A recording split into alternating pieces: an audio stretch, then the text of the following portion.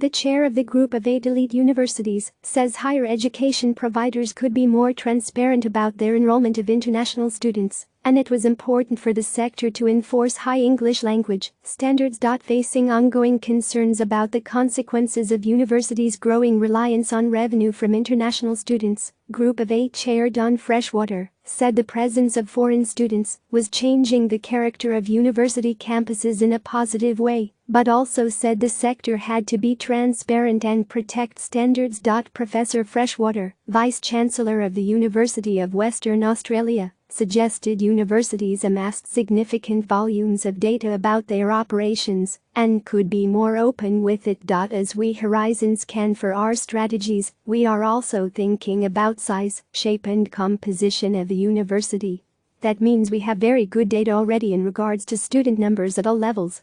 Of course, I think we could all be more transparent about information that we use to inform our decision-making, she said.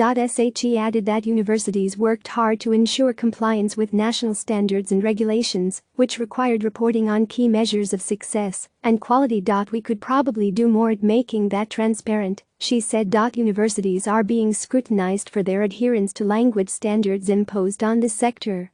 A report released in recent weeks found some institutions were using backdoor entry programs to allow entry for people with inadequate English. Asked if all providers were doing the right thing with entrance requirements, Professor Freshwater said, standards should be upheld. Just like any standards that we would expect of the students coming into university, including prerequisites, we do have a threshold that we expect people to meet in terms of their language standards coming in and their language skills, and it's important for us to uphold those standards, she said. Newly released data from the Department of Education shows there were 630,000 international students in Australia as of June 2019, up 12% from a year earlier.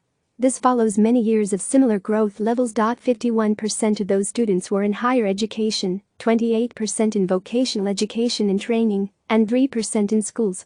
China remains by far the largest source country, providing 29% of the students. The highest concentrations of international students are at some of Australia's top universities. They make up about 45% of the student populations at RMIT and Monash University and 40% at the University of Melbourne. They account for about 35% of the students at UNSW and 30% at the University of Sydney. University of Queensland Chancellor Peter Varghese last week warned the sector was locked into a funding model reliant on increasing numbers of international students. The big question with international students is what is the right proportion of international students at our campuses before we fundamentally change the character of our universities. Is it a third? Is it half? Is it 3/4? He said. At the end of the day, we are Australian public institutions and we have a primary obligation to Australian students. Andrew Norton, the higher education program director at the Grattan Institute, said many of the issues associated with international education at universities could be solved by tougher language standards. He has suggested a tighter approach would address concerns around international students' isolation and integration, impacts on teaching, and effectively moderate numbers by preventing entry of students without adequate proficiency.